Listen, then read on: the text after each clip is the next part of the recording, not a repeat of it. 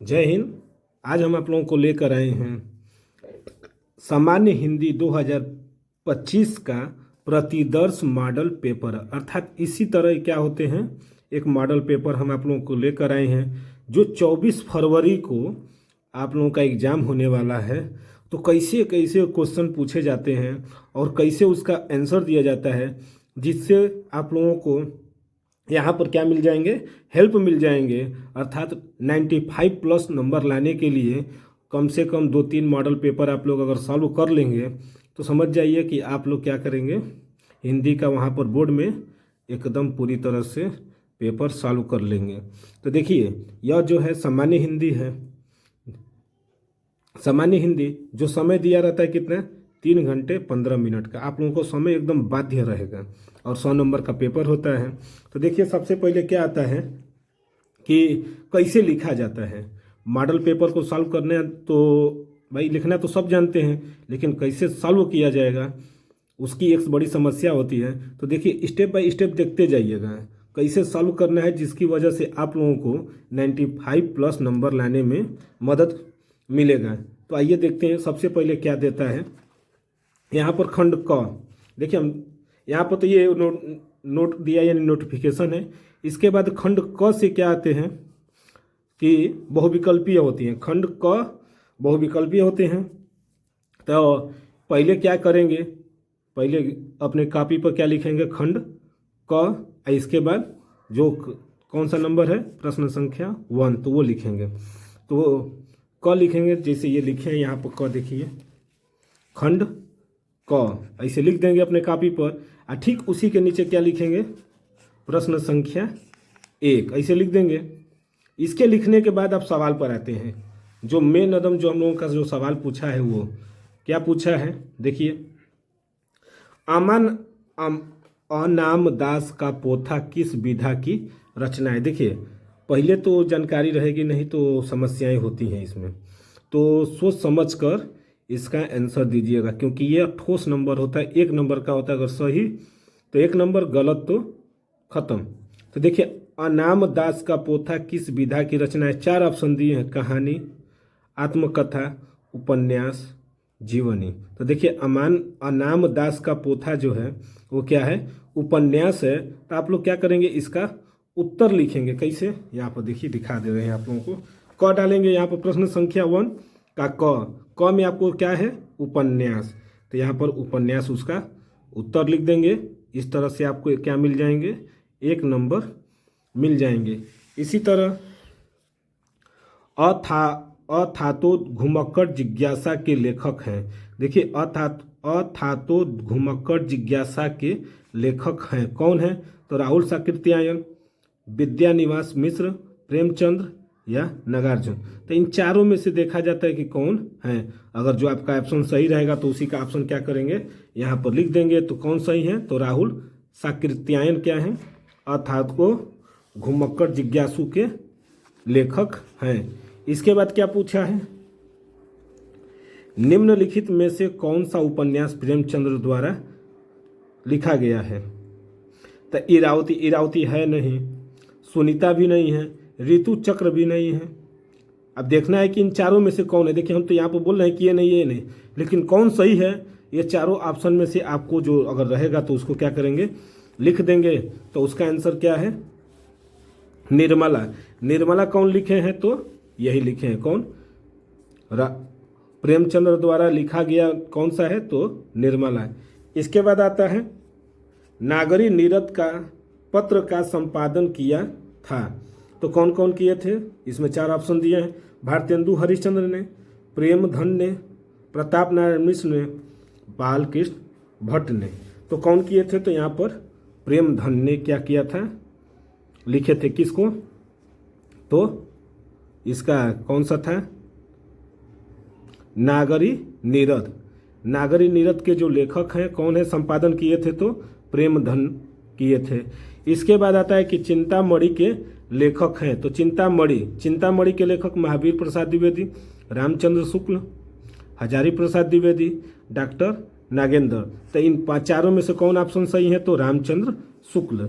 अर्थात ये देखिए, जो हम यहाँ पर लिखे हैं 5 के ऑप्शन, ये और ये पांचों के यहाँ पर क्या है सवाल है, देख लीजिए पांचों के सवाल कि अनाम दास का पोथा, अथातो घुमक्कड़ जिज्ञासु, ये सब जो हैं आपके पांच जो हैं बहुविकल्पीय पहला प्रश्न से आते हैं। तो पांचों के जो ऑप्शन हैं हम यहाँ पर लगा दिए। अब ठीक उसी के बाद क्या देखेंगे, प्रश्न संख्या 2, ये भी क्या होते हैं बहुविकल्पी ही आती हैं, तो उसको भी देख लेते हैं। देखिए प्रश्न संख्या 2 को क्या दिया है कि निम्न में से श्रीधर पाठक जी की रचना है। कौन है रचना, तो कामायनी, वैदेही वनवास, या कश्मीर सुषमा, या प्रेम माधुरी। तो इन चारों में से जो ऑप्शन सही है आपको कश्मीर सुषमा क्या है सही है, यानी चारों में से जो आपको ऑप्शन सही है वो है कश्मीर सुषमा। इसके बाद आता है सरोज स्मृति कविता के रचनाकार हैं। तो सरोज स्मृति कविता के रचनाकार कौन है ये बताना है। तो कौन है, सूर्यकांत त्रिपाठी निराला जी, जयशंकर प्रसाद, सुमित्रानंदन पंत, या महादेवी वर्मा। इन चारों में से जो आपको ऑप्शन सही है तो देख लीजिए कौन है, सूर्यकांत त्रिपाठी निराला जी हैं, यानी ये भी क्या है आपको 1 नंबर मिल जाएगा। इसके बाद आता है नदी के द्वीप किसकी कृति है, त्रिलोचन शास्त्री की, नागार्जुन की, मुक्तिबोध की, या अज्ञे की। तो देखिए इन चारों में से जो ऑप्शन सही है वो है अज्ञे की। अज्ञे जी ने क्या किया था, लिखा था, तो उसका भी आंसर क्या लिखेंगे, अज्ञे की। इसके बाद आता है एकांतवासी योगी तथा उजड़ ग्राम किसकी रचना है। तो देखिए मैथिली शरण गुप्त, श्रीधर पाठक, बाल मुकुंद गुप्त, या भारतेंदु हरिश्चंद्र। तो इन चारों में से कौन सा ऑप्शन सही होगा, तो श्रीधर पाठक या क्या होंगे सही हैं। इसके बाद लास्ट वाला जो आता है हिंदी काव्य के किस काल खंड में रहस्यवादी भावना प्रकट हुई है। देखिए रहस्यवादी घटना प्रकट हुई है तो प्रगतिवाद में, या छायावाद में, या प्रयोगवाद में, या फिर नई कविता में। तो इन चारों में से कौन ऑप्शन सही है, तो प्रगतिवाद में। अर्थात ये आपको भी क्या मिल जाएंगे, अगर ये 10 नंबर अगर आपको बहुविकल्पीय रूप में आते हैं। देखिए पहले का जो था 5 था, इसके बाद दूसरे का भी 5, 5 कितने हो जाएंगे, 10 नंबर आप लोगों को टोटल मिल जाएंगे। अगर ये आप लोग सही कर देंगे तो ये ठोस नंबर होते हैं, कहीं से ये कटने वाले नंबर नहीं है। तो आइए अब देखते हैं तीसरा क्वेश्चन। देखिए तीसरा जो क्वेश्चन आता है कि दिए गए गद्यांश पर आधारित प्रश्नों के उत्तर दीजिए। 5 नंबर के ये आते हैं। देखिए ऐसे ही दिया रहता है कि दिए गए गद्यांश पर आधारित निम्नलिखित प्रश्नों के उत्तर दीजिए।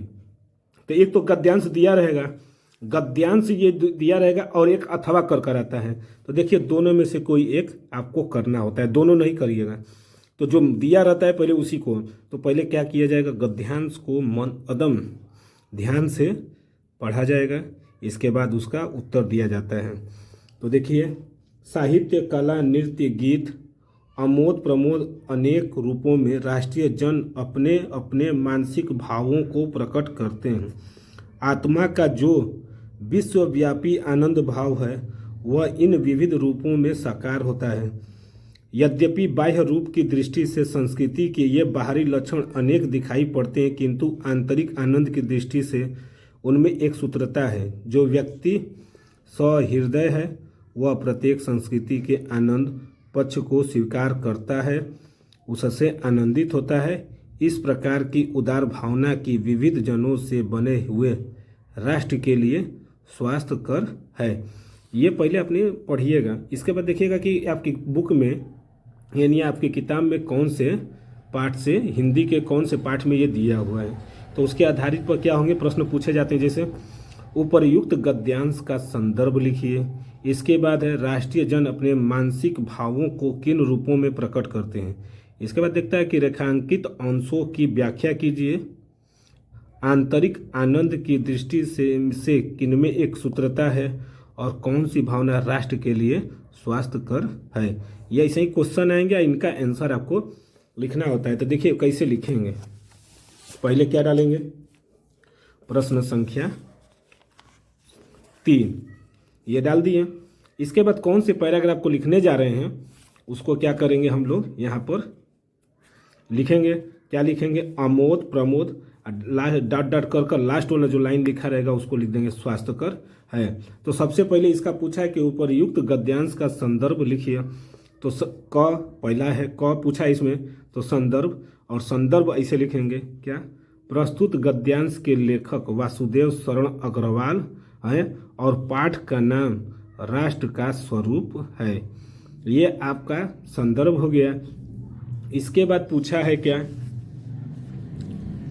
कि राष्ट्रीय जन अपने मानसिक भावों को किन रूपों में प्रकट करते हैं। तो देखिए किन रूपों में प्रकट करते हैं, तो राष्ट्रीय जन साहित्य, कला, गति, आमोद, प्रमोद अनेक रूपों में अपने अपने मानसिक भावों को प्रकट करते हैं। माने जो आपके पैराग्राफ में दिया रहता है बस आपको समझने की बात है, अगर समझ गए तो आप लोग उसका आंसर लिख सकते हैं। इसके बाद आया था कि रेखांकित अंश की व्याख्या कीजिए। तो देखिए रेखांकित अंश की व्याख्या करना है, तो कैसे करेंगे, क्या दिया है रेखांकित अंश, जो व्यक्ति सहृदय है वह प्रत्येक संस्कृति के आनंद पक्ष को स्वीकार करता है और उसे आनंदित होता है। इस प्रकार की उदार भावनाएं विविध जनों से बने हुए राष्ट्र के लिए क्या है, स्वास्थ्यकर है। इसको आप अपने शब्दों में लिख सकते हैं, जैसे हम यहाँ पर लिखे हैं कि जो व्यक्ति सहृदय है, सहृदय माने सभी के प्रति क्या करता है, अच्छा व्यवहार करता है, वह प्रत्येक संस्कृति को आत्मसात करता है, यानी प्रत्येक संस्कृति को क्या करता है, अपनाता रहता है और उसे उसमें आनंद की प्राप्ति होती है। इसी प्रकार की उदार की भावना ही विविध जनों से बने हुए राष्ट्र के लिए स्वास्थ्यकर है। ये राष्ट्र के लिए क्या हो जाएंगे, स्वास्थ्यकर होंगे। इसके बाद घ नंबर जो दिया है क्या, आंतरिक आनंद की दृष्टि से किनमें एक सूत्रता है। तो देखिए ये भी देख लेते हैं कि रूप की दृष्टि से संस्कृति के ये बाहरी लक्षण अनेक दिखाई पड़ते हैं, किंतु आंतरिक आनंद की दृष्टि से उनमें एक सूत्रता है। देखिए देखने से तो लगता है कि सब बाहरी हैं, लेकिन अगर उनको देखा जाए तो सब क्या लगेंगे, एक आंतरिक अनुभूति होती है। और लास्ट दिया है कौन सी भावना राष्ट्र के लिए स्वास्थ्यकर है। तो यहाँ पर हम क्या करेंगे, देख लीजिए कि राष्ट्र की भावना राष्ट्र के लिए क्या है, स्वास्थ्यकर, यानी जो राष्ट्र की भावना है वही क्या है, राष्ट्र के लिए स्वास्थ्यकर है। ये हो गए आपके गद्य से। अब आता है क्या, पद्य से आते हैं। तो देखिए पद्य से ऐसे ही आएंगे क्वेश्चन, ऐसे ही दिया रहता है कि पद्य दिया रहेगा और उस पर क्या करेंगे, प्रश्नों के उत्तर देंगे। जैसे दिए गए पद्यांश पर आधारित निम्नलिखित प्रश्नों के उत्तर दीजिए। तो देखिए विस्तृत नभ का कोई कोना, मेरा न कभी अपना होना, परिचय इतना इतिहास यही, उमड़ी कल थी मिट आज चली। तो यही है। तो इसका भी उसी तरह पूछेगा कि विपरीत पद्यांश का संदर्भ बताइए, रेखांकित अंशों की व्याख्या कीजिए, कवियत्री अपने जीवन की तुलना किसके साथ करती है, उपर्युक्त अंश में कौन सा रस है, यह पद्यांश किस भावना को प्रकट करता है। देखिए दिया रहता है और उसी में क्या पूछता है, अलंकार पूछ सकता है या फिर रस पूछ देता है। तो आइए देखते हैं कैसे कैसे लिखा जाएगा। तो पहले क्या डालेंगे, प्रश्न संख्या 4 ये लिखेंगे, और जो शुरुआत वाला विस्तृत नभ और कहाँ तक चला था कि आज चली। तो इसके बाद क्या करेंगे, संदर्भ लिखेंगे। संदर्भ लिखने के बाद क्या करेंगे, उसका संदर्भ कैसे लिखेंगे ये देख लीजिए कि प्रस्तुत पद्यांश श्रीमती महादेवी वर्मा द्वारा रचित काव्य संग्रह सांध्य गीत नामक काव्य संग्रह से हमारी पाठ्य पुस्तक में संकलित गीत 3 शीर्षक से उद्धृत है। देखिए ये कौन है, सांध्य गीत नामक काव्य संग्रह से हमारी पाठ्य पुस्तक में संकलित है, गीत 3 शीर्षक से क्या है, उद्धृत है। इसके बाद पूछा था कि रेखांकित अंशों की व्याख्या कीजिए। तो देख लेते हैं रेखांकित अंश कौन से हैं कि विस्तृत नभ का कोई कोना, मेरा न कभी अपना होना। तो देखिए क्या है कि बदली के माध्यम से यानी बादल के माध्यम से अपने जीवन की व्याख्या प्रस्तुत करती हुई महादेवी वर्मा कहती हैं कि बदली आकाश में रहती है, यानी बादल जो होते हैं उसी का स्त्रीलिंग ये बना दी हैं, कह रही हैं क्या कि बादल जो है आकाश में रहता है, किंतु विस्तीर्ण यानी विस्तीर्ण आकाश का कोई भी कोना उसका अपना नहीं होता है, वह तो मात्र इधर उधर भ्रमण करती रहती है। देखिए बादल जो है आकाश में तो चारों तरफ है, लेकिन उसका कोई एक अपना कोना नहीं है। क्यों? क्योंकि वो क्या है, अनंत सागर है। एक तरह से कहा जाए कि बादल का कोई अंत नहीं है, वो जहाँ मन वहाँ, जैसे मन वैसे घूमती रहती है। तो वही कहने का मतलब है कि जो जिसका हृदय अगर बहुत ही सहृदय होगा तो उसके सागर को कोई नाप नहीं सकता है, अर्थात तो उसकी गहराई को कोई नहीं नाप सकता है, उसके प्रेम की गहराई को कोई नहीं नाप सकता है। तो इसीलिए ये गीत के माध्यम से महादेवी वर्मा जी समझाती हैं। इसके बाद क्या आता है कि कवयित्री अपने जीवन की तुलना किसके साथ करती हैं। तो देखिए क्या लिखेंगे, प्रस्तुत पद्यांत में कवयित्री ने अपने जीवन की तुलना बदली से की है, क्योंकि उसका परिचय और इतिहास यही है कि क्षण भंगुर है। देखिए बादल कितना भी रहेगा, लेकिन वो क्या होते हैं, क्षण भंगुर होते हैं। वो आएंगे फिर क्षण भर के बाद क्या करेंगे, चले जाते हैं। तो यही है कि सुख दुख तो आते रहते हैं, यह क्या है, क्षण भंगुर है। देखिए इसके बाद पूछा है कि उपर्युक्त अंश में कौन सा रस है। तो देखिए ये कौन सा रस है, विस्तृत नभ का कोई कोना मेरा न कभी अपना होना, परिचय इतना यही, इतिहास यही, उमड़ी कल थी मिट आज चली। देखिए ये करुण रस है, यहाँ पर करुणा का हृदय जो है आ रहा है, इसीलिए यह कौन सा रस हो जाएगा, तो करुण रस। तो यहाँ पर क्या लिख देंगे, करुण रस, यही हो गया करुण रस। इसके बाद आता है क्या कि यह पद्यांश किस भावना को प्रकट करती है। तो देखिए किस भावना को प्रकट करती है यह। उपर्युक्त गीत में महादेवी वर्मा ने अपने जीवन की तुलना बदली से करते हुए अपनी विरह वेदना को क्या करती हैं, अभिव्यक्त करती हैं, यानी अपने विरह के बारे में इसको बताती हैं कि कैसा होता है। अब इसके बाद आता क्या है, देखा जाए।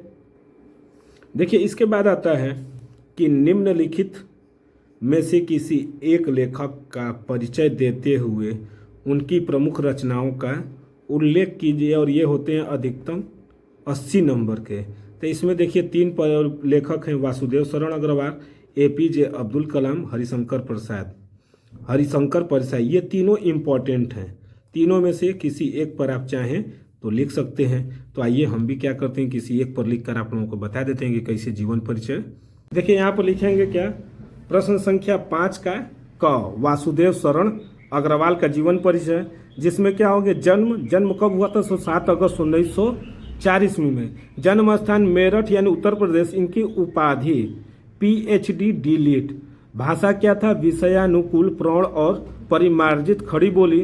शैली इनकी थी विचारात्मक, गवेषणात्मक, व्याख्यात्मक।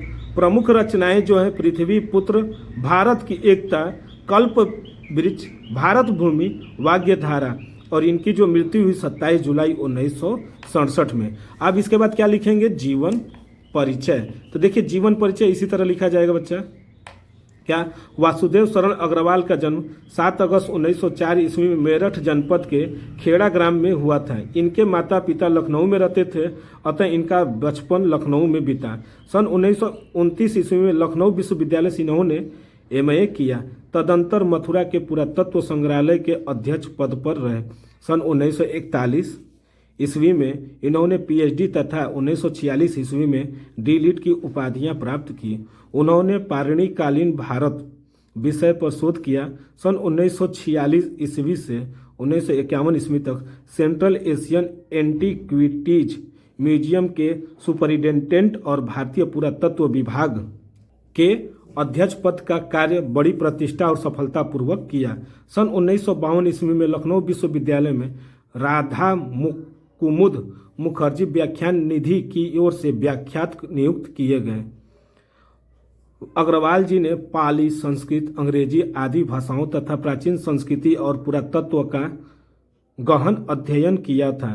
सन 1967 ईस्वी में हिंदी के इस साहित्यकार का निधन हो गया। और इनकी जो रचनाएं जो प्रमुख हैं उसको देख लेते हैं कि कल्प वृक्ष, पृथ्वी पुत्र, भारत की एकता, भारत भूमि इनकी प्रमुख कृतियां हैं। इन्होंने वैदिक साहित्य, दर्शन, पुराण और महाभारत पर अनेक गवेषणात्मक लेख किए हैं। आइए अब अगला देखते हैं प्रश्न। देखिए हेडिंग डालेंगे क्या, 5वें का ख का सुमित्रानंदन पंत, जो कवि का परिचय पूछ रहा है और उनकी रचना। तो इनका भी क्या करेंगे, पहले संक्षिप्त में परिचय। ये भी प्रश्न क्या होते हैं, 5 नंबर के आते हैं। संक्षिप्त परिचय इनका पहले दे देंगे क्या, जन्म। इनका जन्म कब हुआ था, 20 मई सन 1900 में। जन्म स्थान कौसानी यानी उत्तराखंड में ये है। पिता का नाम था गंगादत्त पंत, माता जो थी सरस्वती देवी पंत। भाई बहन में ये 7 भाई बहन थे और बचपन का नाम इनका गोसाई दत्त था। तो ये तो इनका संक्षिप्त परिचय हो गया। अब देखते हैं इनका जीवन परिचय। तो देखिए जीवन परिचय कैसे लिखा जाएगा, ऐसे हेडिंग डाल लीजिएगा जीवन परिचय और लिखिएगा प्रकृति के सुकुमार कवि। देखिए प्रकृति को ये इतना अच्छा से चित्रण करते थे कि इनको प्रकृति का चितेरे कवि या सुकुमार कवि भी कहते हैं। ये प्रकृति के बहुत ही इतना सुंदर चित्रित करते थे कि जैसे लगता था कि दैनिक जीवन में वो घटनाएं घट रही हैं। तो वही प्रकृति के सुकुमार कवि सुमित्रानंदन पंत जी का जन्म 20 मई सन 1900। देखिए जो मेन चीज़ें हैं उसको क्या करेंगे, ब्लैक पेन से लिख देंगे। में उत्तराखंड के बागेश्वर जिले के गरुड़ तहसील के कौसानी नामक गांव में हुआ था। उनके पिता का नाम गंगादत्त पंत और माता का नाम सरस्वती देवी पंत था। सुमित्रानंदन अपने माता पिता के 8वीं संतान थे, यानी 7 तो थे ही। अपने 7 भाई बहनों में सबसे छोटे सुमित्रानंदन पंत थे। उनके बचपन का नाम गोसाई दत्त था। उनके जन्म के कुछ समय बाद ही उनकी माता का देहांत हो गया। इनका बचपन इनकी दादी ने संभाला। देखिए जो चीज़ें जानते हैं उसके बारे में आप लोग लिख सकते हैं, कोई दिक्कत नहीं है। इसके बाद क्या है, सुमित्रानंदन पंत, यह नाम उन्होंने हाई स्कूल में रखा गया। देखिए सुमित्रानंदन पंत का बचपन का नाम गोसाई दत्त था, लेकिन बचपन उसको हाई स्कूल में क्या उनका नाम रखा गया, सुमित्रानंदन पंत। सुमित्रानंदन पंत की प्रारंभिक शिक्षा उनके जन्म गांव कौसानी में ही हुई। इसके बाद आगे की पढ़ाई के लिए वे वाराणसी चले गए। वहाँ जय नारायण हाई स्कूल में उन्होंने दाखिला कराया लिया। मैट्रिक की परीक्षा उत्तीर्ण करने के बाद इलाहाबाद से 12वीं की परीक्षा उत्तीर्ण किए। इसके बाद उन्होंने आगे की पढ़ाई छोड़नी पड़ी क्योंकि उस समय उनकी बड़ी बहन का देहांत हो गया था। इस कारण उनकी जो देख रेख करने वाला कोई नहीं था, तो उन्होंने अपनी पढ़ाई को क्या कर दिया, स्थगित कर दिया, यानी छोड़ दी। अब आते हैं इनकी साहित्यिक परिचय। साहित्यिक परिचय के भी बारे में इनका दिया जाना जरूरी है। तो देखिए सुमित्रानंदन पंत ने अपनी साहित्यिक यात्रा का प्रारंभ बहुत ही कम उम्र में किया था। जब वे 18 साल के थे तब उन्होंने साहित्य जगत में अपना कदम रखा और अपना नाम रोशन किया। आज उनका नाम छायावाद के प्रमुख 4 स्तंभों में लिया जाता है। उनकी काव्य मात्रा में 3 चरण देखे गए हैं। देखिए उनकी काव्य मात्रा में 3 चरण देखे गए हैं। छायावाद 1936, प्रगतिवाद 1936 से 1950 और अध्यात्मवाद में यानी 1950 से 1977 तक। इनका ये 3 जो चरण हैं। इसके बाद आता है काव्य रचना। तो देखिए काव्य रचना में सुमित्रानंदन पंत की मुख्य पहचान एक कवि के रूप में है, लेकिन उनके साहित्य जीवन में कुछ रचना भी लिखी हैं जो इस प्रकार है, जैसे में कहानी है। कहानी में इनकी जो प्रसिद्ध है वो है ताजमहल, सोने की चिड़िया, अतिथि। ये क्या थे, सुमित्रानंदन की काव्य की रचना और जो कहानी है। देखिए ये कुछ नाटक भी लिखे हैं। नाटक में इन्होंने क्या लिखा है, कंचन, रत्नावली, प्रलय। ये तीनों इनकी जो है मुख्य नाटक हैं और इनको पुरस्कार भी मिला था। कला और बूढ़ा चांद के लिए इनको मिला था साहित्य अकादमी पुरस्कार और चिदंबरा नामक काव्य के लिए इनको मिला था ज्ञानपीठ पुरस्कार। ये जो थे सुमित्रानंदन पंत यानी कवि का भी इतना जब लिखेंगे तो आप लोगों को इसमें भी क्या मिलेंगे, 5 नंबर मिल जाते हैं। अर्थात लेखक का जीवन परिचय और कवि का जीवन परिचय दोनों 5-5 नंबर के आते हैं। अब अगला क्वेश्चन देखिए, प्रश्न संख्या 6 कहता है कि ध्रुव यात्रा अथवा बहादुर कहानी के उद्देश्य पर प्रकाश डाली है। तो इसकी जो समय सीमा होती है 80 शब्दों में ही लिखना रहता है अधिकतम शब्द, और ये 5 नंबर के आते हैं। या पंच लाइट कहानी का सारांश अपने शब्दों में लिखिए। ये देखिए दोनों में से कोई एक आपको करना होता है। तो देखिए पंच लाइट कहानी का ही हम सारांश यहाँ पर आप लोगों को बता दे रहे हैं। ये दोनों हम आपको पीछे वीडियो में अपलोड कर चुके हैं। तो आइए देखते हैं पंच लाइट कहानी का सारांश। तो कैसे लिखेंगे, तो पहले क्या डालेंगे, प्रश्न संख्या 6 हेडिंग डाल लीजिएगा पंच लाइट कहानी का सारांश। इसके बाद जो जो चीज़ें हैं मेन चीज़ें होती हैं कहानी में उसको आपको बताना होता है। तो देखिए पंच लाइट का अर्थ है पेट्रोमैक्स अथवा गैस की लालटेन। रेणु जी द्वारा लिखित इस कहानी में ग्रामीण जीवन का वास्तविक चित्र खींचा गया है। महतो टोली में गांव के कुछ अशिक्षित लोग हैं। उन्होंने रामनवमी के मेले से कुछ एक पेट्रोमैक्स खरीदा। पंच लाइट खरीदने के बाद जो 10 रुपये बच गए थे उनसे पूजा की सामग्री आ गई। सबको पंच लाइट आने की प्रसन्नता थी। इस खुशी में कीर्तन का आयोजन किया गया। सरदार ने पंच लाइट खरीदने का पूरा किस्सा लोगों को सुनाया। टोली के लोगों ने अपने सरदार और दीवान को श्रद्धा भरी नज़रों से देखा, लेकिन यह प्रश्न पैदा हुआ कि पंच लाइट को जलाएगा कौन। यह निर्णय हुआ कि दूसरी पंचायत के आदमी की मदद से पंच लाइट नहीं जलाया जाएगा, चाहे वह बिना जले ही पड़ी रहे।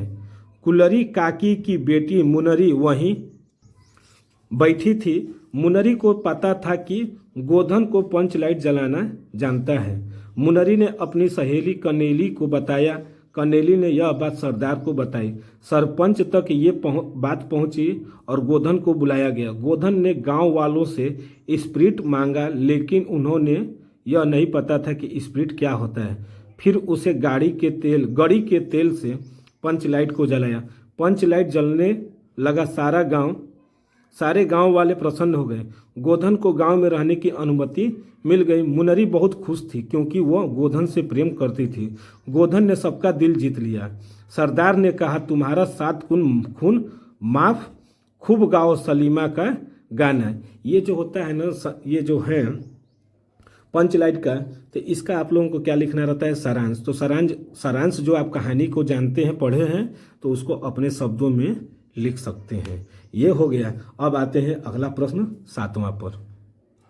देखिए प्रश्न संख्या 7 जो है वो है, स्वपठित खंड काव्य के आधार पर किसी एक खंड के प्रश्न का उत्तर दीजिए। ये भी आपके 5 नंबर के आते हैं और इसकी भी अधिकतम शब्द सीमा जो है 80 शब्द में। ये जो है आपके जनपद वाई जाते हैं, यानी जो जिस जनपद में जिनका खंड काव्य चलता है वही लिखेंगे।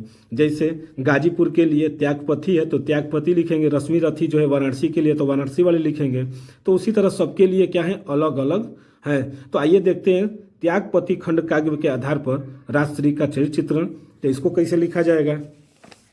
तो देखिए यहीं पर डालेंगे क्या, प्रश्न संख्या 7 राजश्री का चरित्र चित्रण। तो अब इस पर क्या करेंगे, पहले उसके बाद विचार विमर्श कर लिया जाए। राजश्री सम्राट हर्षवर्धन की छोटी बहन है। हर्षवर्धन के चरित्र के बाद राजश्री का चरित्र ही ऐसा है जो पाठकों के हृदय एवं मस्तिष्क पर छा गया है। राजश्री के चरित्र की प्रमुख विशेषताएं निम्नलिखित हैं। देखिए पहले क्या लिखेंगे, आदर्श नारी। तो राजश्री आदर्श पुत्री, आदर्श नारी, आदर्श बहन तथा आदर्श पत्नी के रूप में हमारे समझ में आती है। वह यौवन अवस्था में विधवा हो जाती है तथा गौड़पति द्वारा बंदिनी बना ली जाती है। भाई राज्यवर्धन की मृत्यु के बाद वह कारागार से भाग जाती है और वन में भटकती हुई एक दिन आत्मदाह के लिए चल पड़ती है, किंतु अपने भाई हर्षवर्धन द्वारा बचा लेने पर वह तन धन से प्रजा की सेवा में अपना जीवन अर्पित कर देती है। हर्ष द्वारा राज्य सौंपे जाने पर भी वह राज्य स्वीकार नहीं करती है। उसका आदर्श रूप यही देखिए यहाँ से, उसका आदर्श रूप जो सबको क्या करता है, अर्पित करता है। इसके बाद क्या आते हैं, देशभक्त एवं जन सेविका। राजश्री के मन में देश प्रेम और लोक कल्याण की भावना कूट कूट कर भरी हुई है। हर्ष के समझाने पर वह अपने वैधत्व का दुख झेलती हुई देश सेवा में लगा रहती है। इसके बाद लिखेंगे करुणामयी नारी। राजश्री ने माता पिता की मृत्यु तथा पति और बड़े भाई की मृत्यु के अनेक दुख झेले। इन दुखों ने उसे करुणा की मूर्ति बना दिया। अपने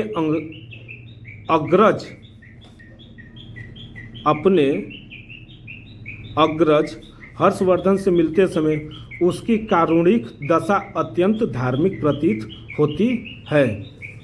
इसके बाद लिखेंगे त्यागमयी नारी।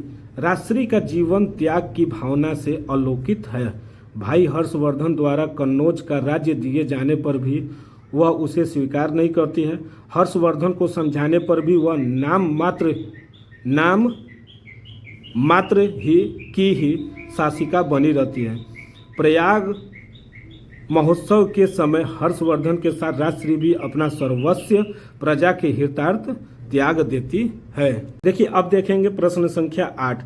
दिए गए संस्कृत गद्यांशों में से किसी एक का संदर्भ सहित हिंदी में अनुवाद लिखिए। ये पूछता है, हर साल पूछा गया है, तो आइए इसको भी देख लेते हैं कि इवक मालवीय स्वीकेन प्रभावपूर्णम भाषाणेन अनन्यमानांसी महोत्तम अतः अस्य सुहृदय तप प्रांगविक पदवी प्राप्य देशस्य श्रेष्ठतरम सेवा कर्तुम प्रहृतवन्त तदनुसारम अयम विधि परीक्षामूर्तियम प्रयागस्थे उच्च न्यायालय प्रांगितम कतुर्मारभत विदे प्राकृष्ट ज्ञानेन मधुर आलापेन उदार व्यवहारेण चा आयम शीघ्रमेव मित्रयम न्यायाधीशा सम्मानम भाजमान अभवत। तो देखिए इसका जो है हम क्या करने जा रहे हैं संस्कृत में अनुवाद। तो देखिए पहले क्या लिखेंगे, प्रश्न संख्या 8 खंड ख का है ये प्रश्न संख्या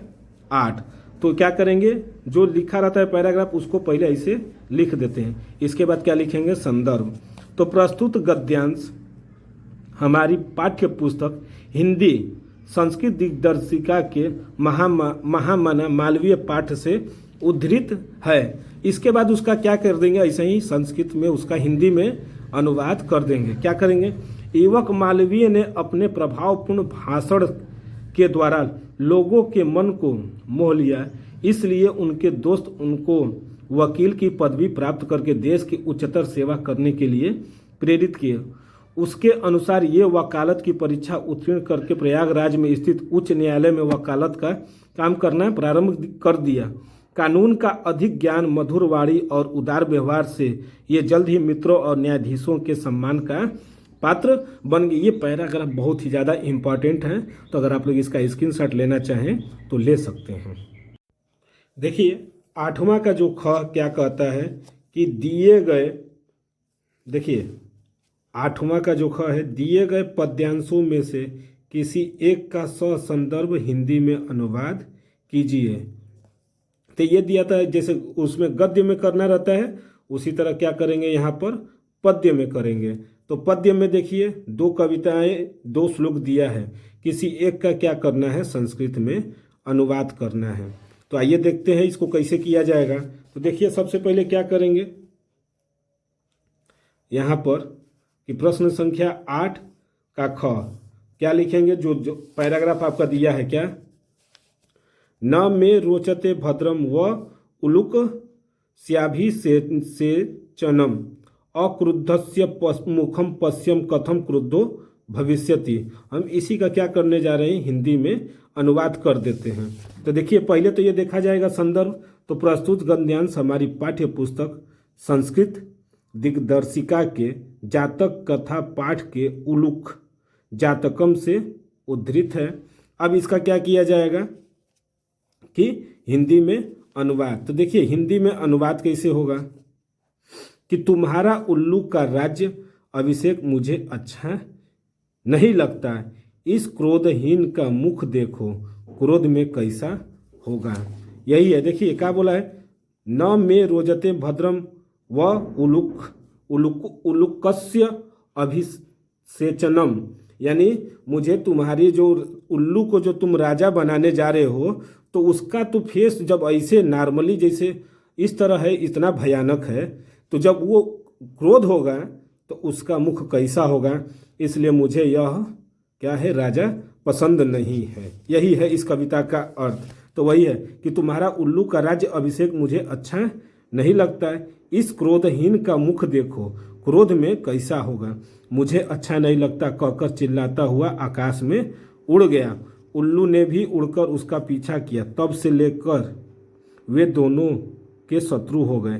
पक्षी भी सुवर्ण हंस को राजा बनाकर चले गए। ये कहानी का ये थोड़ा सा ये लाइन जो है हम बढ़ा कर लिखे, लेकिन यही है इस दो लाइन का कविता का था कि तुम्हारा उल्लू का राज्य अभिषेक मुझे अच्छा नहीं लगता है, क्योंकि इसका क्रोधहीन, जब ये क्रोध में नहीं है तो इसका मुख इतना खराब है, तो जब ये क्रोध में होगा तो इसका मुख कितना खराब लगेगा।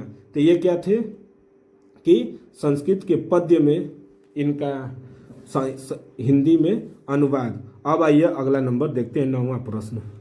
देखिए 9वां प्रश्न कह रहा है कि निम्नलिखित मुहावरों में से किसी एक का अर्थ लिखकर वाक्य में प्रयोग कीजिए। तो आइए देखते हैं इसके कि क्या दिया रहता है। दिया है अन्न जल पूरा हो जाना, अपना ही राग आलापना, दाल में काला होना, सूरज को दीपक दिखाना। इन चारों मुहावरों में से किसी एक पर क्या करना है, अपने वाक्य में बताना है। तो देखिए क्या करेंगे पहले कि प्रश्न संख्या 9 डालेंगे। इसके बाद आपको जो करना है वो लिखेंगे। तो क अन्न जल पूरा हो जाना, रहने का संयोग न होना। तो इसका वाक्य में प्रयोग कैसे करेंगे, किसी कारणवश एक स्थान से दूसरे स्थान पर चला जाना ही क्या है, अन्न जल पूरा हो जाना। यानी हम किसी के घर गए हैं और वहाँ पर हमारी खातिरदारी अब ख़त्म हो गई, तो वही कहते हैं कि अब चलते हैं यहाँ से, अब हम लोगों का दाना पानी क्या हो गया, पूरा हो गया। आइए अब 10वां प्रश्न देखते हैं क्या दिया है।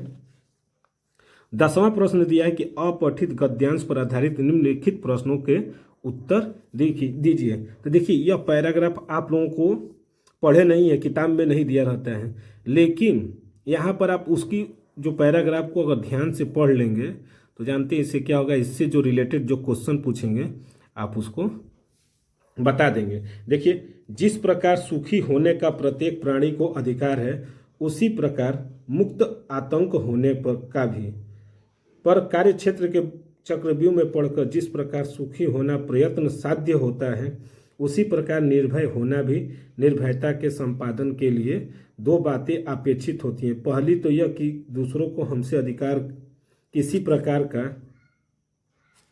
भय या कष्ट न हो, दूसरी यह कि दूसरे हमको कष्ट या भय पहुंचाने का साहस न करें।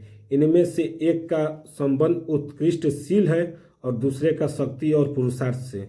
इस संसार में किसी को डराने से ही डरने की संभावना दूर नहीं हो सकती। साधु से साधु प्रकृति वाले को क्रूर रोगियों और दुर्जनों से क्लेश पहुंचता है, अतः उनके प्रयत्नों को विफल करने का भय संचार दूर करने की आवश्यकता से हम बच नहीं सकते। ये था पैराग्राफ। अब इससे जो प्रश्न पूछेंगे, देखिए सुखी होने के साथ और क्या होना प्रयत्न साध्य होता है, निर्भयता के संपादन के लिए क्या करना अपेक्षित है, और शील शक्ति और पुरुषार्थ जैसे वृत्तियों का संबंध किनसे है।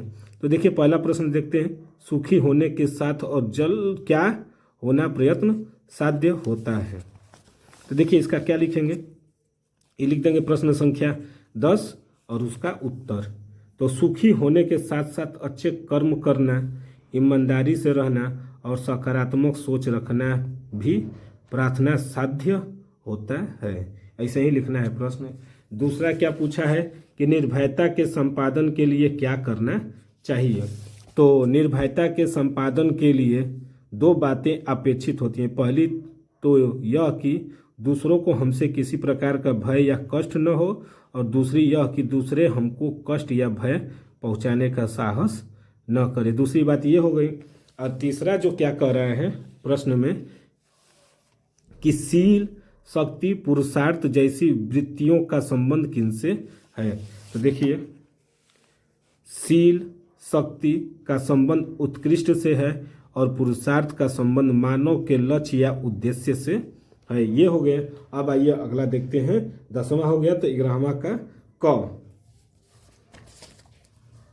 देखिए ग्रामर का क क्या कर रहा है कि निम्नलिखित शब्द युग्मों का सही अर्थ चयन करके लिखिए। जैसे इसमें लिखा है अनिष्टा, अनिष्ट, अनिष्ट, अनिष्ट, तो बुरा और निष्ठा रहित, दूरस्थ और अविरत, अविचल, अनंत और अंतिम, अतिरिक्त और कठिन। तो देखिए इसका क्या अर्थ होता है वही बताना है।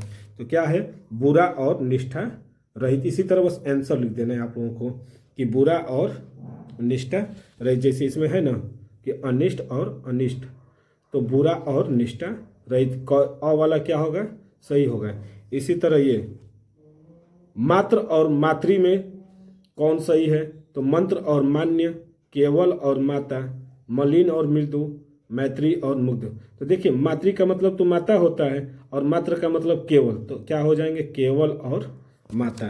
तो उसका क्या लिखेंगे, ऐसे ही लिख देंगे। प्रश्न नंबर 11 का क का पहला का बुरा और निष्ठा रहित, दूसरा का केवल और माता। अब तीसरा देखते हैं ग नंबर। देखिए 11 का ख नंबर, निम्नलिखित में से किसी एक शब्द के दो अर्थ लिखिए, जिसमें से तात है, शिखा है, मधु है और ये है सुरभि। तो किसी एक का क्या लिखना है, पर्यायवाची जिसको बोला जाता है कि एक शब्द के दो अर्थ लिखना है। तो देखिए हम क्या करेंगे, यहाँ पर नए पेज पर आए हैं इसलिए क्या डालेंगे, प्रश्न संख्या 11 का ख, तात। तात का क्या होगा, पिता, भाई, और सुरभि का वसंत, काम, धेनु, ये भी हो सकते हैं। इसके बाद आते हैं 11वें का ग नंबर, निम्नलिखित वाक्यांशों के लिए एक शब्द का चयन करके लिखिए। जो कम बोलता है उसे हम लोग क्या बोलते हैं, असंवादी, मितभाषी या बातूनी या विवादी। तो उसको क्या बोलेंगे, देखिए मितभाषी। जो कम बोलता है उसे क्या बोलते हैं, मितभाषी बोलते हैं। और जो बूढ़ा न हो, और इसी का दूसरा नंबर जो दिया है कि जो बूढ़ा न हो, तो उसे क्या बोलते हैं, तो उसे हम लोग अजर बोलते हैं। तो इसका आंसर क्या हो जाएगा, अजर, यानी यहाँ पर दिया भी है अजर, आप लोग लिख देंगे। इसके बाद देखिए इसी का घ नंबर, निम्नलिखित में से किन्हीं दो वाक्यों को शुद्ध करके लिखिए। क्या है, शुद्ध करके लिखने के लिए कि देखिए यहाँ पर 4 दिए रहते हैं और आपको सिर्फ 2 का आंसर देना है। क्या, मैं अनेकों बार दिल्ली जा चुका हूँ, सीता ने पुस्तक लिखा, गमला मेज में रखा है, मैं महेश को पढ़ाता हूँ। इन चारों में से किसी एक को, 2 को क्या करना है, शुद्ध करना है। तो देखिए हम भी क्या किए, यहाँ पर लिखे कि मैं अनेक बार दिल्ली जा चुका हूँ, सीता ने पुस्तक को लिखा। ये आप लोग उसी में दिया रहता है। अगर तो कहीं एडिंग करना है यानी जोड़ना घटाना होगा तो आप लोग वहाँ पर अपने शब्दों को जोड़ और घटा सकते हैं। तो यहाँ पर क्या है कि प्रश्न संख्या 11 का घ, मैं अनेक बार दिल्ली जा चुका हूँ, सीता ने पुस्तक को लिखा। अब आइए देखते हैं 12वां नंबर। देखिए 12वां प्रश्न क्या है, करुण रस अथवा शांत रस का स्थायी भाव के साथ उदाहरण अथवा परिभाषा दीजिए। या तो देखिए उसका स्थायी भाव लिखिए और उसका उदाहरण लिखिए, या फिर उसका परिभाषा लिखिए। तो कौन सा क्वेश्चन है, 12वां का ख। तो पहले क्या करेंगे, 12 नंबर। देखिए यहाँ पर क्या लिख देंगे, प्रश्न संख्या 12, इसके बाद करुण रस। देखिए करुण रस की जो परिभाषा क्या होती है, 12वां का क क्या होता है करुण रस की परिभाषा, शोक अथवा दुख की अवस्था में जो शोक का अस्थायी भाव, विभाव, अनुभाव और संचारी भाव का सहयोग पाकर संतुष्ट होता है या पुष्ट होता है, संतुष्ट होता है या पुष्ट होता है, वह करुण रस कहलाता है। और करुण रस का सबसे अच्छा जो एग्जाम्पल होता है वो है कि हे खग, हे मृग, हे मधुकर श्रेणी, तुम देखी श्रीता मृग नैनी। ये जो है बहुत ही ज़्यादा बार ये जो करुण रस का है सबसे अच्छा एग्जाम्पल यही है कि हे खग, हे मृग, हे मधुकर श्रेणी, तुम देखिए सीता मृग नैनी। ये तो हो गया 12वां का क नंबर। अब ख नंबर देखते हैं कि अनुप्रास अथवा उत्प्रेक्षा अलंकार का लक्षण एवं उदाहरण दीजिए। अनुप्रास अथवा उत्प्रेक्षा दोनों में से किसी एक का क्या करना है, उदाहरण सहित इसका बताना है। तो आइए देखते हैं। देखिए अब आता है क्या, 12वां का ख नंबर, कि अनुप्रास अथवा उत्प्रेक्षा अलंकार का, तो आइए देखते हैं इसका क्या लिखेंगे। 12वां का ख, अनुप्रास अलंकार क्या है? काव्य में जहाँ एक ही व्यंजन की आवृत्ति बार बार हो, स्वर में भले ही भिन्नता हो, वहाँ क्या हो जाते हैं? अनुप्रास अलंकार होता है। यानी काव्य में जहाँ एक ही व्यंजन की क्या हो जाती है? आवृत्ति बार बार हो, वही स्वर में क्या है? भले ही भिन्नता हो जाए, परंतु उनके क्या होंगे? व्यंजन की आवृत्ति बार बार होती रहती है, वही क्या होते हैं? अनुप्रास अलंकार होते हैं। तो आइए इसके एग्जाम्पल भी देख लेते हैं। देखिए इसके उदाहरण क्या है। भायप भगति भरत आचरण, कहत सुनत दुख दुस हरनु।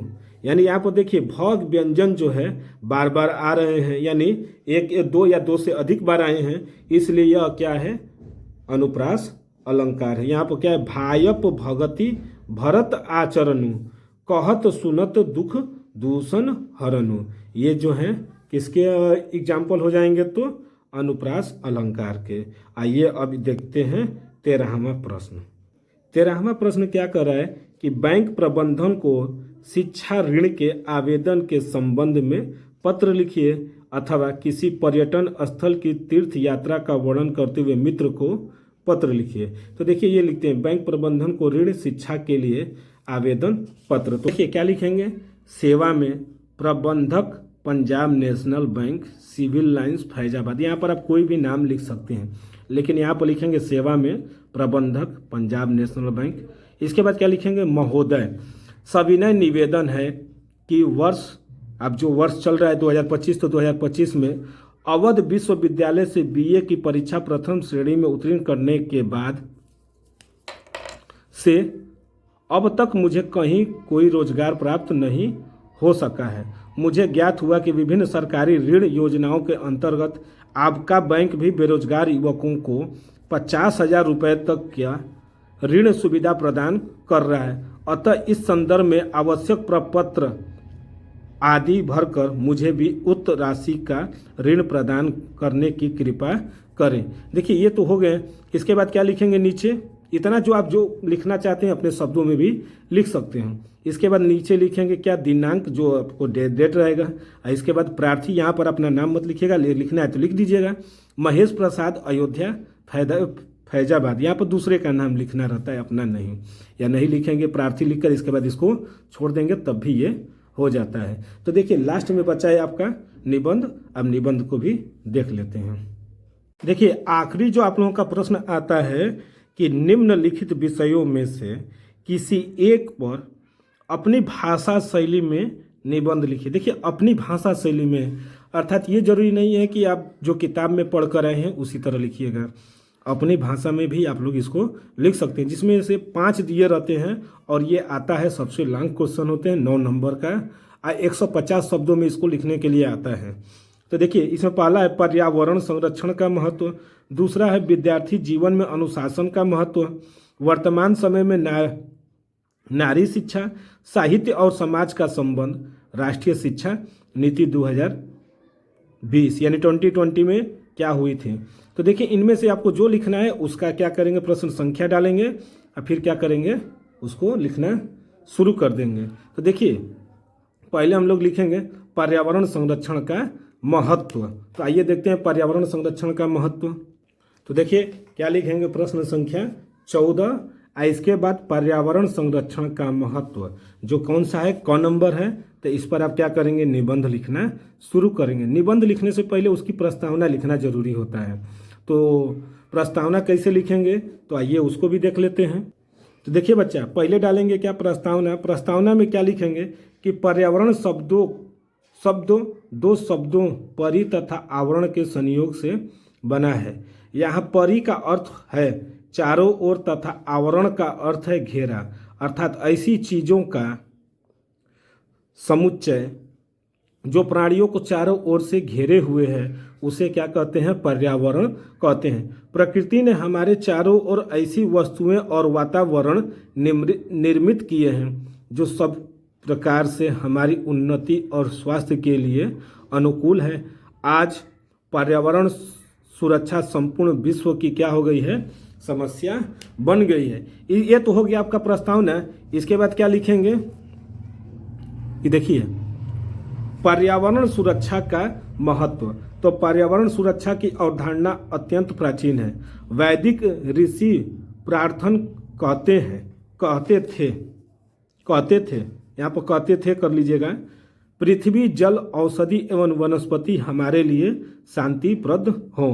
उपनिषदों में लिखा है, हे अश्वरूपधारी परमात्मा, बालू तुम्हारा भोजन है, बालू तुम्हारा भोजन है, नदियाँ तुम्हारी नाड़ियाँ हैं, पर्वत पहाड़ तुम्हारे हृदय खंड हैं, समग्र वनस्पति वृक्ष एवं औषधियाँ तुम्हारे रोम सदृश हैं, ये सभी हमारे लिए शिव बने हैं। हम नदी वृक्षादि को तुम्हारे अंग स्वरूप समझकर इनका सम्मान करते हैं और संरक्षण भी करते हैं। भारतीय दर्शन के अनुसार मानव देह की रचना पर्यावरण के महत्वपूर्ण घटकों पृथ्वी, जल, अग्नि, वायु और आकाश से ही हुई है। ये हो गया। इसके बाद डालेंगे क्या, पर्यावरण सुरक्षा की समस्या।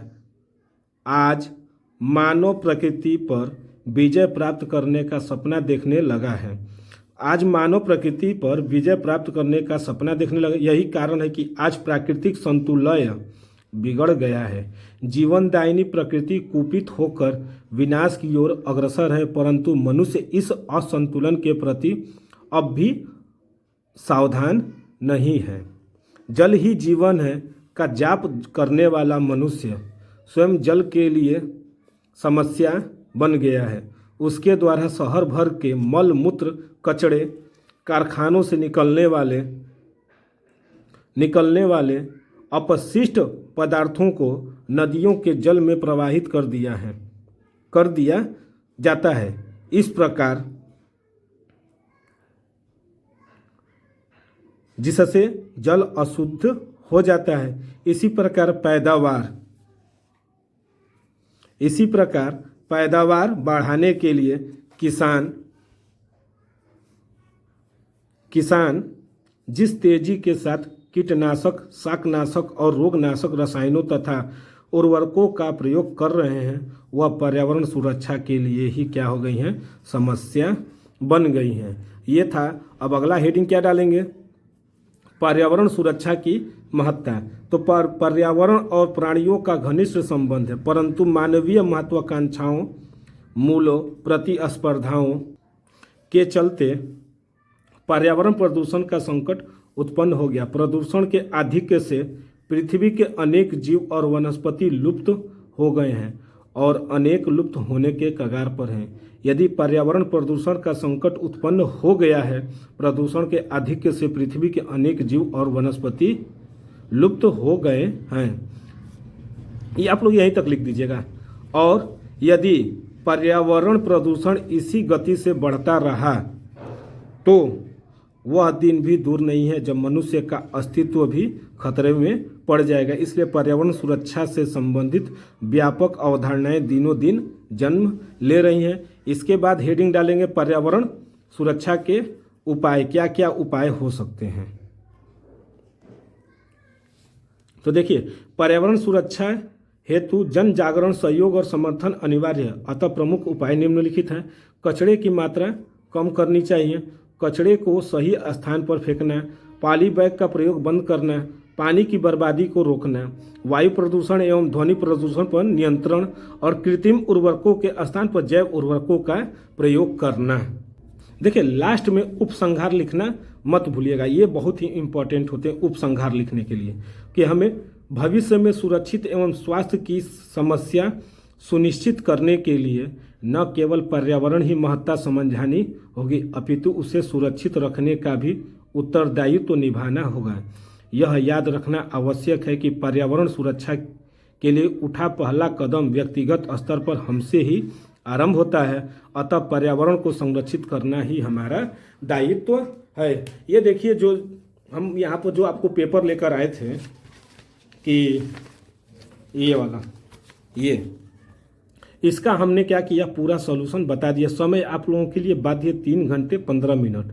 तो आप लोग एक निर्धारित समय पर ही क्या करिए, मॉडल पेपर को आप लोग तैयार कर लीजिए, जिससे आपको बहुत ही ज़्यादा हेल्प मिल जाता है एग्ज़ाम हॉल में, क्योंकि समय 3 घंटा 15 मिनट है। तो देखिए ये जो पेपर आपको बता दिए, इसी तरह हम क्या करेंगे, एक और मॉडल पेपर हर सब्जेक्ट का लेकर आते रहेंगे। तब तक के लिए धन्यवाद।